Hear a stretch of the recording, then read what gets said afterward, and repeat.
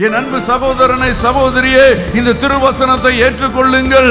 நீங்கள் வாலிபனாக இருக்கலாம், பெரியவர்களாக இருக்கலாம், சிறுவர்களாக இருக்கலாம், எல்லாருக்கும் தேவை இந்த திருவசனம்.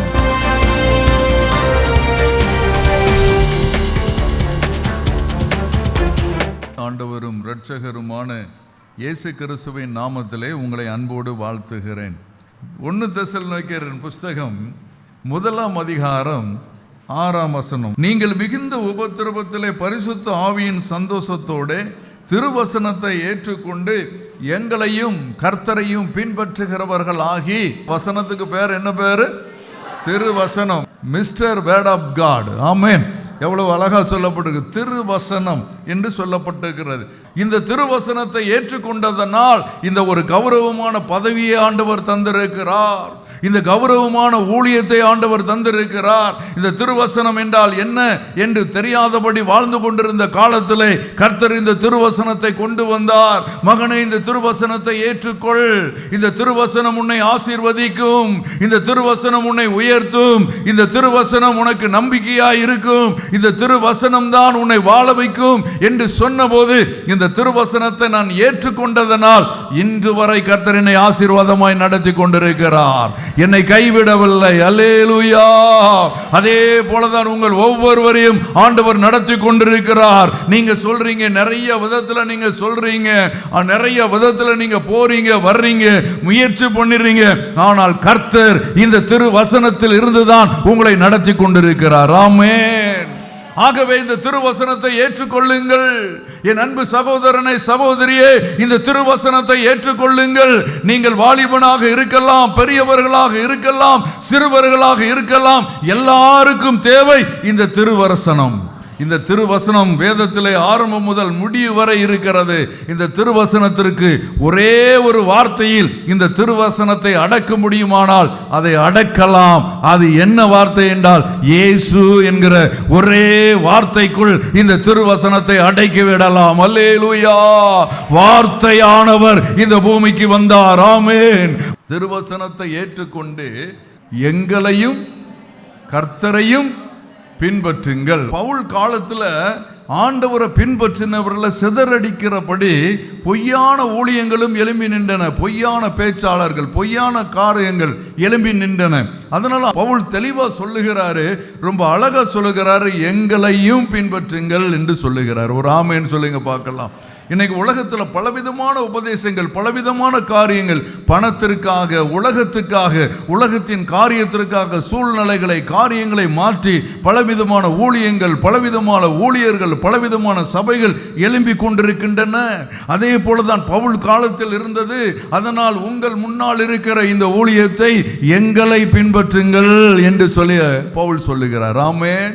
எங்களை பின்பற்றுங்கள், கர்த்தரை பின்பற்றுங்கள். அதை நம்ம பேசிக்கொண்டே இருக்கிறோம், சொல்லிக் கொண்டே இருக்கிறோம். இங்கு அழுத்தமா சொல்றாரு, எங்களையும் கர்த்தரையும் பின்பற்றுங்கள். அப்போ கர்த்தரை காட்டுகிற, கர்த்தரை நிரூபிக்கிற, இயேசுவை வெளிப்படுத்துகிற, இயேசுவுக்காக வாழுகிற, இயேசுவுக்காக எல்லாவற்றையும் செய்கிற எங்களை ஏற்றுக்கொள்ளுங்க, அப்படி பின்பற்றுங்கள் என்று சொல்லி ஆண்டவர் சொல்லுகிறார். செய்திக்கு நான் தலைப்பு கொடுத்திருக்கிறேன், கர்த்தரையும் அவருடைய ஊழியர்களையும் பின்பற்றுகிற சபை. முதல் பாயிண்டா, மேய்ப்பனை அறிந்திருக்கும் சபையாக சபை இருக்க வேண்டும். நீங்க 4ஆம் வசனத்தையும் 5ஆம் வசனத்தையும் நம்ம வாசிக்கலாம். எங்கள் ஜெபங்களில் இடைவிடாமல் உங்களை குறித்து விண்ணப்பம் பண்ணி உங்கள் எல்லாருக்காகவும் எப்பொழுதும் தேவனை ஸ்தோத்தரிக்கிறோம். சபைக்கு வர்றவங்க இருக்கிறாங்க, போறவங்க இருக்கிறாங்க, நின்னவங்க இருக்கிறாங்க, இப்படி பலர் இன்னும் வர வேண்டியவர்கள் இருக்கிறாங்க.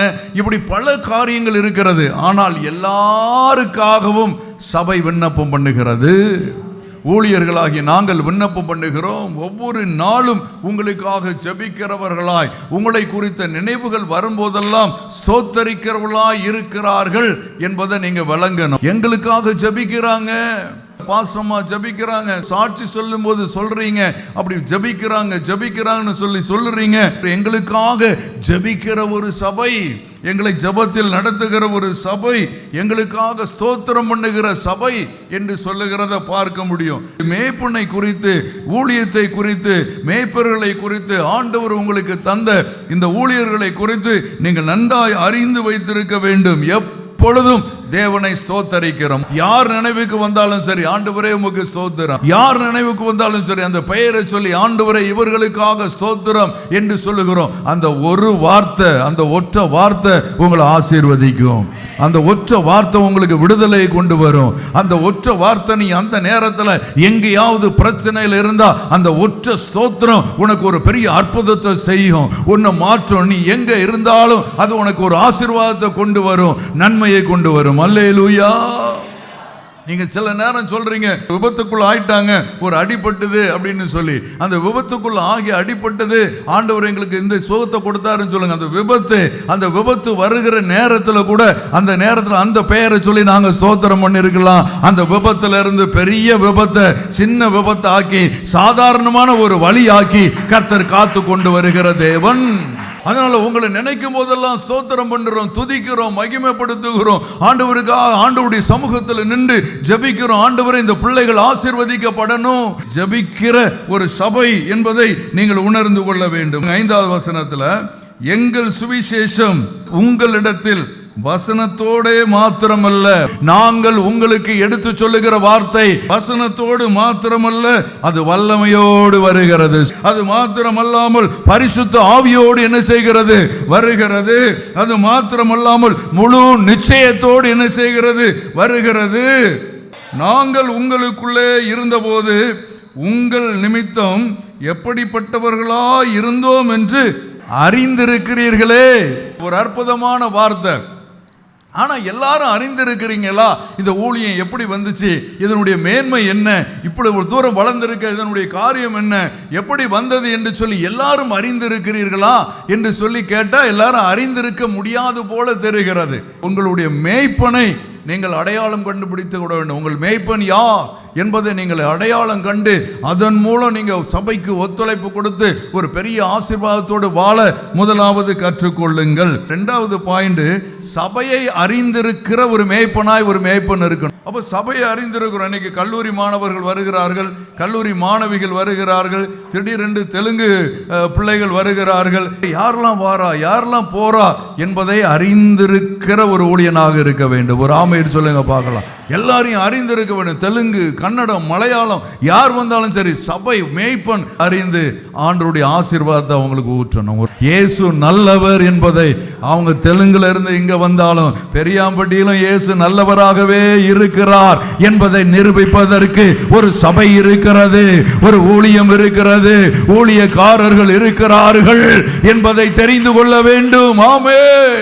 எங்க சுவிசேஷம் உங்களிடத்துல எப்படி வந்துச்சுன்னா வல்லமையோடு வந்தது, பரிசுத்த ஆவியோடு வந்தது, முழு நிச்சயத்தோடு என்ன செய்தது? வந்தது. இப்படிங்கிறத நீங்கள் அறியணும். முதல்ல அற்புதம் செய்வது ஆண்டவருக்கு எளிது. ஆண்டவர் என்ன பாஸ் பண்ண வைத்தார், ஆண்டவரின் வயிற்று வலியை நீக்கினார், ஆண்டவரின் கால் வலியை நீக்கினார், அது எளிது. ஆனால் நான் கேட்ட வார்த்தை, இந்த வசனம் என்னை மாற்றியது என்கிற சாட்சியின் சத்தத்தை இந்த சபையிலே கேட்பதற்கு நான் விரும்புகிறேன். அது ரொம்ப ஈஸியா இருக்கு. ஆனா அந்த வசனத்தை கேட்டு மாறுகிற வாழ்க்கை, மனம் திரும்புகிற வாழ்க்கை. ஆண்டவர் இந்த காரியத்தை இந்த வாரத்தில் பேசினார், அந்த காரியத்தை நான் இந்த வாரத்தை வாழ்க்கையில செய்தேன், இதை நிறைவேற்றினேன், இப்படி பேசினார், இதை முடித்தேன் என்கிற சாட்சியின் சத்தம் எழும்புகிற சபை, எழும்புகிற உள்ளம் இன்னும் ஆசீர்வதிக்கப்படும். அல்லேலூயா, அல்லேலூயா. அப்படிப்பட்ட சாட்சியின் சத்தத்தை கேட்க விரும்புகிறேன். வசனத்திலிருந்து, வசனத்தின்படி கர்த்தர் என்னோடு பேசுகிறார், கர்த்தர் என்னை நடத்துகிறார், இந்த காரியத்தில் என்ன பேசினாரு, இந்த வாரத்தில் அந்த வசனத்தின்படி என்ன நடத்தினாரு என்று சொல்லுகிற அந்த சத்தம் எழும்ப வேண்டும். ஆமென். அதுதான் அவருக்கு மகிமையா இருக்கும். வயிற்று வலி போறது, தலைவலி போறது ரொம்ப ஈஸியான வேலை. கர்த்தர் நிறைவேற்றி கொடுத்துருவார். ரொம்ப ஈஸியா நிறைவேற்றி கொடுத்துருவாரு. மாத்திரை நிறைவேற்றி கொடுக்கும். சாதாரணமான சும்மா 2-3 நாள் இருந்தாலும் நிறைவேறிடும். எல்லாம் நிறைவேறிடும். ஒரு வாரம் சும்மா இருந்தா கூட நிறைவேறிடும். அது வேட்டர் இல்லை. ஆனா கர்த்தருடைய வசனம் என்னை மாற்றி அமைக்கிறது. அதனால்தான் அது திருவசனம், மிஸ்டர் வேர்ட் ஆஃப் காட். வசனத்தின் மேல ஒரு பற்று இருக்க வேண்டும். தேவனுடைய ஆலயத்துக்கு போறோம், ஏதோ ஒரு 5 நிமிஷம் இருந்துட்டு வந்துடலாம், ஏதோ ஒரு 10 நிமிஷம் இருந்துட்டு வந்துடலாம்னு வந்துடக்கூடாது. ஆண்டவருடைய சமூகத்தில் கட்டாயம் இருக்கணும். ஓய்வு நாள் என்னுடைய நாள்னு ஆண்டவர் சொல்லியிருக்கிறாரு. அந்த முழு நாளும் கர்த்தருடைய பிள்ளைகள் ஆண்டவருக்கு கொடுக்கிற நாள். அதுதான் ஒரு பெரிய ஆசீர்வாதமாக என்ன செய்யும், மாறும் என்பதை நீங்கள் வழங்கிக் கொள்ள வேண்டும். அல்லேலூயா. ஒரு சபை ஆண்டவரை பின்பற்றினால் என்ன இருக்கணும் அதுல அப்படின்னா, ஒரு சபை மேய்ப்பனை அறிந்திருக்கணும். ஒரு மேய்ப்பன் சபையை அறிந்திருக்கணும். பின்பற்றுகிறவர்களை மேய்ப்பன் தேவனிடத்தில் இடைவிடாமல் நினைவு கூற வேண்டும். ஆமென். எதை நினைவு கூற வேண்டும்? நீங்க 2ஆம் வசனத்தை வாசிங்க. தேவனுக்கு பிரியமான சகோதரரே, உங்கள் விசுவாசத்தின் கிரியை. விசுவாசம்ங்கிறது அந்த விசுவாசத்தை எதுல காட்டணுமா? கிரியையில காட்டணும். கிரியைன்னா என்னது? செயல். நான் வியாதியா இருக்கேன், ஆனா எனக்கு வியாதி இல்ல, அது விசுவாசம். ஒரு ஆமென்னு சொல்லுங்க. அதான் செயலில் காட்டுவது. ஒரு அல்லேலூயா சொல்லுங்க பார்க்கலாம். சிலர் பாட்டு பாடிட்டே இருப்பாங்க, எனக்கு அது வலிக்குது, இது வலிக்குது, அது வலிக்குது, எனக்கு வலி இல்லை, எனக்கு வலி. அதான் விசுவாசம். காணப்படாதவைகளுடைய நிச்சயம், நம்பப்படுகிறவர்களுடைய உறுதி. நீ புலம்பல கொஞ்சம் மாற்றி புலம்பு. எனக்கு வலி இல்லை, எனக்கு பிரச்சனை இல்லை, எனக்கு சுகம் இல்லை. சிலருடைய புலம்பல் எனக்கு அப்படியே இருக்கு, எனக்கு அப்படியே இருக்கு, எனக்கு ஆரஞ்சு பழமா தின்னுட்டு இருக்கணும்னு ஆசையா இருக்கு, எனக்கு இளநியா குடிச்சுக்கிட்டு இருக்குன்னு ஆசையா இருக்கு. உனக்கு ஆசை இருக்கு, நீ இளநியை கூடி ஆரஞ்சு பழத்தை சாப்பிடு, என்ன வேணாலும் சாப்பிடு. ஆனா பலவீனம் வரும் பொழுது, சோர்வு வரும் பொழுது உன்னுடைய விசுவாசம் கிரியையாய் மாற வேண்டும், செயலாய் மாற வேண்டும். வழி இல்லை ஆண்டவரே, நீங்க இருக்கீங்க, இந்த வழியில நீங்க இருக்கீங்க. என்னை பலப்படுத்துகிற கிறிஸ்துவினாலே எல்லாவற்றையும் செய்ய எனக்கு பலன் உண்டு. ஆமென். என்னுடைய பலவீனத்திலே உம்முடைய பலன் பூரணமாய் விளங்கும். இந்த பலவீனத்துல, இந்த இடது கை இந்த தோள்பட்ட வழியில, இந்த பலவீன உம்முடைய பலன் பூரணமாய் இருக்கிறது. உம்முடைய பலன் பூரணமாய் இருக்கிறது ஆண்டவரே. உம்முடைய வலிமை பூரணமாய் இருக்கிறது. என்னுடைய பலவீனத்திலே உம்முடைய பலன் பூரணமாய் இருக்கிறது. எனக்கு சுகம் கிடைக்கிறது, எனக்கு அற்புதம் நடக்கிறது, எனக்கு விடுதலை உண்டாகிறது. ஆண்டவரே, எனக்கு அறிவில்லை, படிச்சதெல்லாம் மறந்து போச்சு, படிச்சதெல்லாம் மறந்து போச்சு. இல்ல இல்ல, அந்த பலவீனமான மறதி, அந்த பலவீனமான மறதி இயேசுவின் பலத்தால், இயேசுவின் வல்லமையினால் எனக்கு நிறைந்திருக்கிறது, எனக்கு நிறைந்திருக்கிறது. பரிசுத்தரின் அறிவு என்னை நிரப்புகிறது. கர்த்தர் எனக்கு ஞானத்தை தருகிறார், சம்பூர்ணமாய் தருகிறார். அல்லேலூயா. அதுதான் ஃபெய்த். ஏன்டா இல்ல இல்ல, இல்லாததை நிரப்புகிறது தான் விசுவாசம். இல்லாததை நிரப்புகிறது தான் கிரியை. அந்த செயல் உனக்குள்ள வரணும். ஒரு ஆமென் சொல்லுங்க பார்க்கலாம். விசுவாசத்துல நீங்க கிரியை உள்ளவர்களாக நீங்க என்ன செய்யப்பட வேண்டும்? காணப்பட வேண்டும். அன்பில் உழைப்பு. 2வது பாயிண்ட், வசனம் 2. அன்பின் பிரயாசம். நம்ம அன்பு காட்டுவோம். Take care. ஈஸியா சொல்லிட்டு போயிடுவான். ஈஸியா பத்திரமா போ, பத்திரமா போ. பத்திரமா போ என்று சொல்லுகிறது லவ் அல்ல. டேக் கேர் என்று சொல்லுவது லவ் அல்ல. நம்மளால எதை கேர் பண்ண முடியுமோ, பத்திரமா எதை கூட்டிட்டு போக முடியுமோ அதை செயல்ல காட்டினா அதுதான் அன்பு. ஐ லவ் யூ சொல்லிடலாம் ஈஸியா, எல்லாரும் சொல்லிடலாம் ஐ லவ் யூன்னு சொல்லலாம். ஆனா இயேசு உன்னை பார்த்து சொல்றாரு பாரு, ஐ லவ் யூன்னு. அதுக்கு அவர் என்னெல்லாம் செஞ்சிருக்காருன்னா, கண்ணின் வயிற்றில் பிறந்தாரு, ஆசாரி வேலையை செய்தார், அப்போ அப்படி வளர்றாரு, வளர்ந்து நல்ல ஊழியம் செய்கிறாரு, ஆண்டவருக்காக பெரிய ஊழியத்தை என்ன செய்கிறாரு. அதுக்கு பிறகு என்ன செய்கிறாங்க? பொல்லாத மனிதர்கள் பிடிக்கிறாங்க, அடிக்கிறாங்க, திட்டுறாங்க, உதைக்கிறாங்க, எல்லாத்தையும் வாங்குறாரு, எல்லாத்தையும் வாங்குறாரு. எல்லாத்தையும் யாருக்காக வாங்குறாரு சொல்லுங்க? எனக்காக, எனக்காக இதெல்லாம் தாங்குறாரு. ஏன்னா நம்ம ஆண்டவர் படைக்கும் போது நம்ம சரீரம், சொல்லுங்களேன், வாய் திறந்து சொல்லுங்களேன், பரிசுத்த சரீரம். அதுக்கப்புறம் பிசாசு கூட கூட்டணி போட்டோம். கூட்டணி எங்கே போட்டோம்? பிசாசிட்ட போட்டோம். பிசாசிட்ட கூட்டணி போட்டதுனால அது பாவ சரீரமாக ஆயிற்று. அந்த பாவ சரீரத்தை மீண்டும் பரிசுத்த சரீரமாக மாற்றணும்னா அந்த பாவ சரீரத்தை பரிசுத்த சரீரமாக மாற்றணும்னா அந்த பாவ சரீரத்துக்குள்ள பாவத்தெல்லாம் இயேசு சுமந்து கொள்ள வேண்டும். இயேசு இன்றைக்கு சுமந்து நம்மை பரிசுத்த சரீரமாய் மாற்றி இருக்கிறார். அல்லேலூயா. பரிசுத்த சரீரமாய் மாற்றி இருக்கிறார். அப்ப ஐ லவ் யூ அப்படின்னு சொன்னா உனக்காக உயிர் கொடுத்திருக்கிறாரு, உனக்காக உயிர் கொடுத்திருக்கிறாரு. உயிரை கொடுத்து உயிரோடு எழும்பி, உயிரை கொடுத்து உயிரோடு எழும்பி, இதோ உலகத்தின் முடிவு பரியந்தம் சகல நாட்களிலும் நான் உங்களோடு கூட இருக்கிறேன் என்று சொல்லி உங்களோடு கூட இருக்கிற ஆண்டவர். அந்த அன்புல என்ன தெரியணுங்க? பிரயாசம் தெரியணும். அன்புல என்ன செய்யணும்? பிரயாசம் தெரியணும். ஆமென். ஒரு தாய் இருக்கிறான்னு வைங்க, ஒரு தாய் பிள்ளையை நேசிக்கிறேன்னு சொல்லிவிட்டு பிள்ளைக்கு சோறு கொடுக்கறது இல்லை, எதுவுமே கொடுக்கறது இல்லை. அது என்ன பிள்ளையை நேசிக்கிறது? சொல்லுங்க பார்க்கலாம். அது என்ன பிள்ளையை நேசிக்கிறது?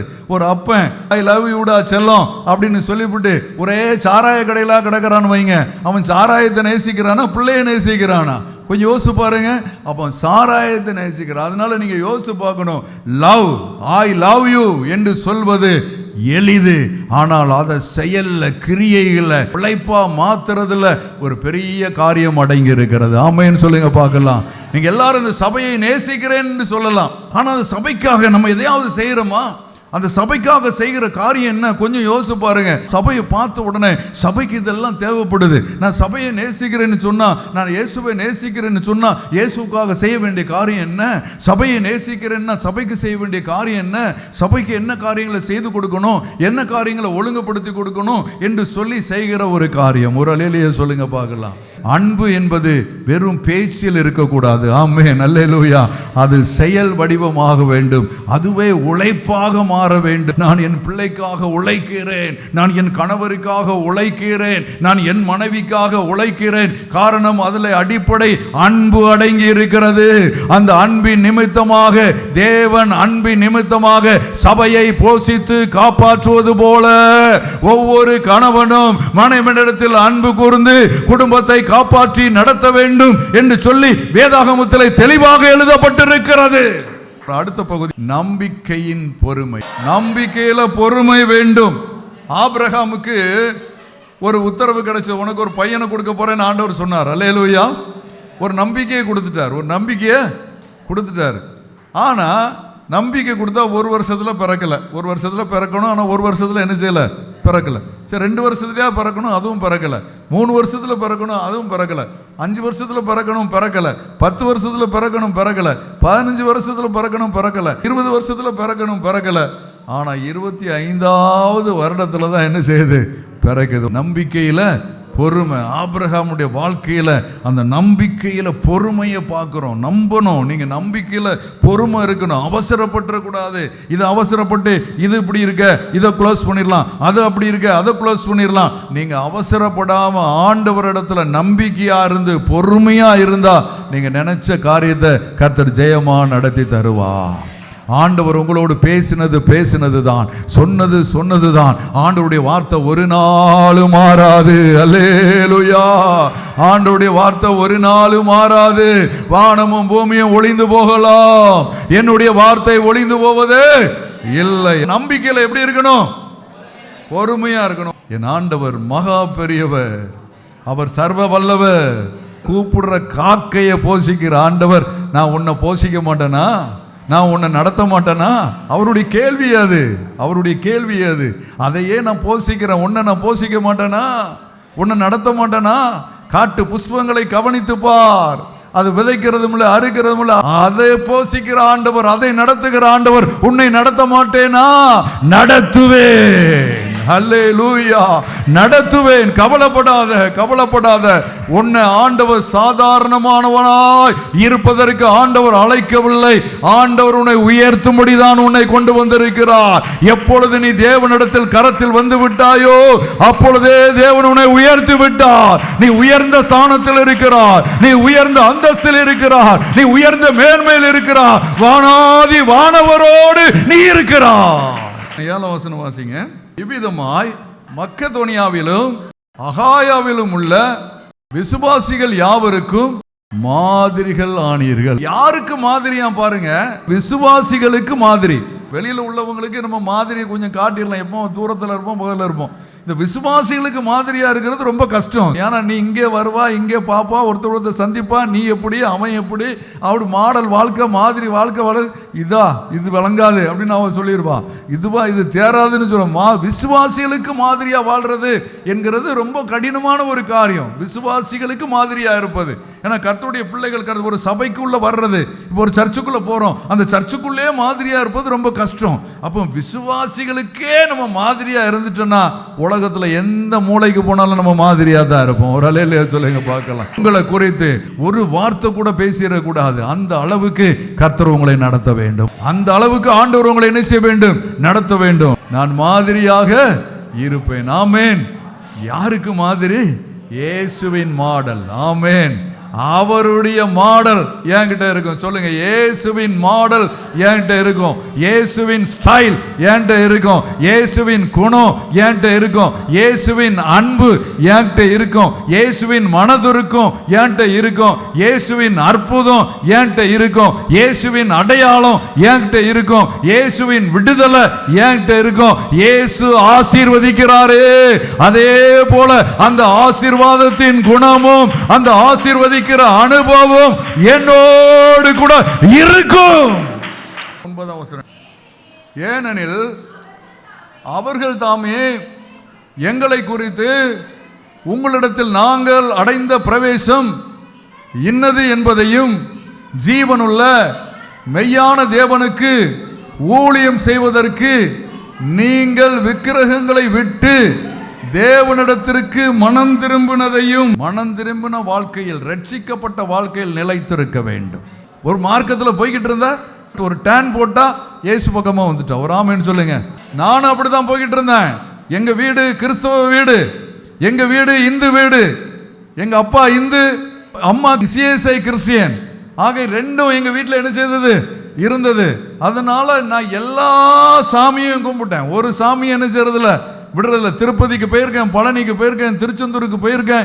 இலங்கையில் கதிர்காம முருகர் என்று ஒருவர் இருக்கிறார். அந்த இலங்கை தேசத்தினுடைய கதிர்காம முருகரையும் போய் சந்தித்திருக்கிறோம். மொட்டை போட்டிருக்கிறோம், எல்லாம் போட்டிருக்கிறோம். ஆனால் ஒரு நாள் ஆண்டவர் தேடி வந்தார். அப்படியே ஒரு யூ-டர்ன் போட வைத்தார். இயேசுவை பார்த்தேன். இன்று வரை இந்த இயேசு நடத்தி கொண்டிருக்கிறார். இந்த இயேசுவை பின்பற்றி கொண்டிருக்கிறோம். எனக்கு அருமையான கர்த்தருடைய பிள்ளையே, இயேசுவை பின்பற்றுகிற நீ ஒரு நாளும் யூ-டர்ன் போட்டு விடாதே. என்ன கஷ்டம் இருந்தாலும் சரி, எவ்வளவு துன்பம் இருந்தாலும் சரி, எவ்வளவு போராட்டம் இருந்தாலும் சரி, வெளியே போயிடாத. திரும்பின காரியத்துல நீங்க நிலைத்திருக்க கற்றுக்கொள்ள வேண்டும். சகைவு திரும்பினான், திருப்பி கொடுத்தான், திருந்தி வாழ்ந்தான். 8ஆம் வசனம். கர்த்தருடைய வசனம் மக்கதோனியாவிலும் அகாயாவிலும் தொனித்ததும் அல்லாமல் நாங்கள் அதை குறித்து ஒன்றும் சொல்ல வேண்டியதா இராதபடிக்கு தேவனை பற்றின உங்கள் விசுவாசம் எங்கும் பிரசித்தமாயிற்று. உங்க விசுவாசம் யாரு? இயேசு இயேசு இயேசு இயேசுன்னு சொல்ல சொல்ல சொல்ல சொல்ல உண்மையிலேயே ஆறுதல் இறங்கும், ஆசீர்வாதம் இறங்கும். நீங்க சொல்லி பாருங்க, சொல்லி பழகுங்க. ஒரு பெரிய ஆசீர்வாதத்தினால கர்த்தர் உங்களை நிரப்புவார். ஆமென். அந்த இயேசு எல்லா இடமும் பிரசித்தமானார். எப்படி பாருங்க, நாங்கள் அதை குறித்து ஒன்றும் சொல்ல வேண்டியது இல்லாத படிக்கு. நீங்க எழும்பிட்டீங்கன்னா, நீங்க விசுவாசத்தை பிரசித்தப்படுத்திட்டீங்கன்னா, எல்லா இடத்துலையும் உங்க ஊர்ல நீங்க இருக்கிற இடத்துல இயேசு இயேசு இயேசுன்னு காட்டிட்டீங்கன்னா, எங்களுக்கு வில்லேஜில் வேலை இல்லை, சபையை நடத்துறதுல வேலை பெருகிக்கிட்டே இருக்கும். அப்படிப்பட்ட ஒரு பெரிய வேலையை அந்த கர்த்தருடைய பிள்ளைகள் செய்தார்கள். அதே போல இந்த அருமையான சபையும் அப்படிப்பட்ட ஒரு விசுவாசத்தை பிரசித்தப்படுத்துவதற்கு ஆண்டவர் உங்களை அழைக்கிறார். ஆமென். இந்த சபையை, குட் நியூஸ் ஃப்ரெண்ட் சபையை தேவன் அழைக்கிறார். எதற்கு? உங்கள் விசுவாசம் பிரசித்தமாகணும். ஆமென். நீங்க பிரசித்தப்படுத்தணும். அல்லேலூயா. உங்களை சந்திக்க ஒருத்தர் வர்றாரு, உங்க வியாபாரத்துக்கு வர்றாரு, தொழில வர்றாரு, உங்களை ஒருத்தர் பார்த்துட்டாருன்னா இயேசு நல்லவர்னு சொல்லாம விடாதீங்க. அந்த இயேசு என்கிற விசுவாசம் தான் என்ன காத்து நடத்துகிறது. அந்த இயேசு என்கிற விசுவாசம் தான் என்ன வாழ வைக்கிறது. அந்த இயேசு என்கிற விசுவாசம் தான் இந்த தொழிலை எனக்கு தந்திருக்கிறது. இந்த இயேசு என்கிற விசுவாசம் தான் என் வாழ்க்கையை மலர செய்கிறது. அந்த இயேசு என்கிற விசுவாசம் தான் என்னை இவ்வளவு தூரம் படிக்க வைக்கிறது, என்னை இவ்வளவு தூரம் காலம் நடத்தி வந்தவர் இயேசு இயேசு இயேசு இயேசு இயேசு என்று சொல்லி நீங்கள் காண்கிறவர்கள், நீங்கள் பார்க்கிறவர்கள், நீங்கள் பேசுகிறவர்கள், உங்களோடு படிக்கிறவர்கள், உங்களோடு வேலை செய்கிறவர்கள், எந்த இடத்திலும் அந்த இயேசு என்கிற வார்த்தையை முழங்க கற்றுக்கொள்ளுங்கள். பிரசித்தமாயிற்று. அதுக்கு ஒரு சமாரிய பெண் ஒரு காரணமா இருந்தா. சமாரிய பெண், அவளுக்கு ஒரே ஒரு சந்திப்பு இயேசு, ஒரே ஒரு சாட்சி, சமாரியா நகரமே கர்த்தருக்குள் மாறிய. 10வது வசனத்தை வாசியுங்கள். அவர் மரித்தோரிலிருந்து எழுப்பினவரும் இனிவரும் கோபாக்கினை நின்று நம்மை நீங்களாக்கி இரட்சிக்கிறவருமாயிருக்கிற அவருடைய குமாரனாகிய இயேசு பரலோகத்திலிருந்து வருவதை நீங்கள் எதிர்பார்த்து கொண்டிருக்கிறதையும் அறிவிக்கிறார்களே. அவங்க என்ன செஞ்சாங்கன்னா, ஆண்டவருடைய வருகைக்காக காத்திருந்தார்கள். இன்னைக்கு சபை கர்த்தருடைய வருகைக்காக காத்திருக்கா? நான் கர்த்தருடைய வருகையை எதிர்பார்த்துட்டு இருக்கேன். ஒவ்வொரு நாளும் நீங்க சொல்லணும் ஜெபத்துல, இயேசுவே சீக்கிரம் வாரும். அப்ப அதுக்காக அவங்க காத்திருந்தாங்களாம். உங்களுடைய சிந்தனையிலெல்லாம் இயேசு வருகிறதுக்காக நான் காத்திருக்கிறேங்கிற சிந்தனை வரணும். இன்னைக்கு நிறைய பேருக்கு அந்த சிந்தனையே இல்லாம போச்சு. இயேசு ஆசீர்வதிக்கணும், இயேசு நல்ல வேலை தரணும், இயேசு நல்ல வருமானம் தரணும், எல்லாம் தரணும், ரைட், ஓகே. ஆனா இயேசு வருவேன்னு சொல்லிட்டு போயிருக்காரு. ஆமென். நான் மீண்டும் வருவேன் என்று சொல்லிவிட்டு போயிருக்கிறார். இந்த நம்பிக்கை உனக்குள்ள வரணும். இயேசு கட்டாயம் வருவார், நீ வருவார் என்று சொல்ல சொல்ல சொல்ல சொல்ல சொல்ல இந்த இயேசு கட்டாயம் வருவார் என்பதை நீ நிச்சயித்து அதுக்காக காத்திருக்கிற மகளாய் காணப்பட வேண்டும். அல்லேலூயா. 10 கன்னிகைகள் காத்திருந்தார்கள். அதுல 5 கன்னிகைகள் வெற்றி பெற்றார்கள். ஆமென். அல்லேலூயா. நான் சொல்றேன், நம்முடைய சபையில ஒருத்தர் கூட தோற்று போக கூடாது. எல்லாரும் கர்த்தருடைய வருகையில பங்கு பெறணும். ஆண்டவரே நீர் வாரும், உமக்காக நான் காத்திருக்கிறேன், உம்முடைய வருகைக்காக நான் காத்திருக்கிறேன் என்று சொல்லி காத்திருக்க வேண்டும். அல்லேலூயா. வெளிநாட்டுல வேலைக்கு போனா, வேலைக்கு போற கணவன் இருக்கலாம், வேலைக்கு போற அண்ணன் இருக்கலாம், வேலைக்கு போற அப்பா இருக்கலாம், வேலைக்கு போற அம்மா இருக்கலாம். எதாவது வேலைக்கு போனான்னா வெளிநாட்டுல இருந்து வந்தாச்சுன்னா அவங்க என்ன கொண்டு வர்றாங்கங்கிறதுல ஒரு பெரிய முக்கியம் இருக்கும். வெளிநாட்டில் இருந்து வர்றவரை விட அவர் என்ன கொண்டு வருவார் அப்படிங்கிறதுல தான் முக்கியம் அதிகமாக இருக்கும். அவங்க வந்து கொஞ்ச நேரம் அந்த பெட்டியை திறக்காமல் அங்கங்கேயும் நடந்தாலும் நம்மளே பெட்டியை திறந்துடலான்னு இருக்கோம். நம்மளே பெட்டியை திறந்துடலாம், என்ன இருக்குது, எனக்கு என்ன கொண்டு வந்திருக்காங்க அப்படின்னு சொல்லி பார்ப்பதற்கு ரொம்ப ஆவலாக இருக்கும். என்ன அப்படின்னு சொல்லி ரொம்ப அதிசயமாக ஏதாவது கிடைக்குமா, என்ன கொண்டு வந்திருக்காங்க அப்படின்னு சொல்லி எதிர்பார்ப்போம். நம்முடைய ஆண்டவரும் வெளிநாட்டிற்கு போயிருக்கிறார். ஆமென். திரும்பி உன்னை பார்க்க வரும்போது உனக்காக தங்கத்தில் தர போட்ட ஒரு பெரிய மாளிகையை கட்டி அதை உனக்காக பரிசாக நான் கொண்டு வந்திருக்கிறேன் மகளே என்று சொல்லி உன்னை அவரோடு அணைத்துக் கொள்ளுகிற அந்த அன்பு தேவன் சொல்லுகிறார், உங்கள் இருதயம் கலங்காது இருப்பதாக. நீ கஷ்டப்படுறா, நீ வேதனைப்படுறா, நீ துன்பப்படுறா, நீ படிக்கல, ஃபெயில் ஆயிட்டா, தோத்து போயிட்டா, உங்கள் இருதயம் கவலைப்படாது இருப்பதாக. ஆமென். அல்லேலூயா. உங்கள் இருதயம் கலங்க வேண்டாம். தேவனிடத்தில் விசுவாசமாயிருங்கள், நீங்கள் ஆசீர்வதிக்கப்படுவீர்கள். அல்லேலூயா. தேவனிடத்தில் விசுவாசமாயிருங்கள், இயேசுவினிடத்தில் விசுவாசமாயிருங்கள். நான் போய் ஒரு ஸ்தலத்தை ஆயத்தம் பண்ணின பின்பு நான் இருக்கிற இடத்துல நீங்களும் இருக்கும்படிக்கு நான் மறுபடியும் வந்து உங்களை என்னிடத்தில் சேர்த்துக் கொள்ளுவேன். அவருடைய ராஜ்யத்தில் உங்களை சேர்த்து ஒரு பெரிய மாளிகையோடு இந்த கர்த்தர் வரப்போகிறார். ஆமென். அல்லேலூயா. ஒரு பெரிய பரிசோடு வரப்போகிறார். ஆண்டவர் எப்படி வரப்போகிறார்? மொத்த யாரும் கொண்டு வராத ஒரு பரிசோடு அவர் வரப்போகிறார். உலகத்தில் இருக்கிற எந்த மகா பெரிய சக்தியும் எந்த பெரிய ஒரு சொந்தமும் உறவும் கொண்டு வராத ஒரு பெரிய பரிசோடு, ஒரு பெரிய புதையலோடு என் ராஜாதி ராஜா, கர்த்தாதி கர்த்தர், மகிமையின் ஆண்டவர், வல்லமை உள்ளவர், ஜீவன் உள்ளவர், ஜீவிக்கிறவர், ஜீவாதிபதி, நேற்றும் இன்றும் என்றும் மாறாதவர், ஒருவராய் பெரிய காரியங்களை செய்கிறவர், உலகத்தில் இருக்கிறவனிலும் உங்களில் இருக்கிற மகா பெரிய பிரபு, மகா பெரிய ராஜா உங்களிடத்திலே வரப்போகிறார். அல்லேலூயா. அந்த எதிர்பார்ப்போடு இருங்கள்.